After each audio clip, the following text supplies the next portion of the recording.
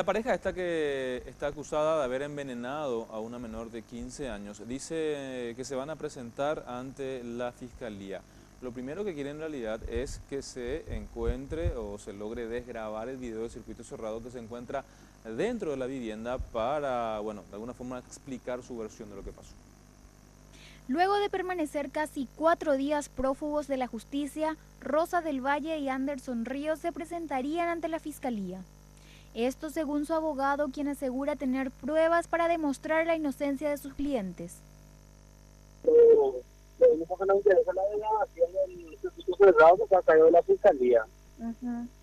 Que no se demuestra que la chica realmente tomó sola todo y en los videos se ve que nadie se encuentra en la casa, que solo había perros y todo más. Que ellos tomó todo el ¿Y por qué le parece que si es que la chica tomó sola este líquido tóxico, sus clientes huyeron, abogado? Porque ellos no le preguntaron a la chica, ellos le preguntaron a los vecinos qué pasó. Ahora el abogado de la pareja basa su defensa en el video del circuito cerrado y asegura que luego de que la fiscalía revele el contenido del mismo, sus clientes se pondrán a disposición de la justicia. Claro, pero para eso tiene que haber la degradación del circuito cerrado que está a cargo de la fiscalía. O sea que ellos le dijeron que luego de eso se van a presentar.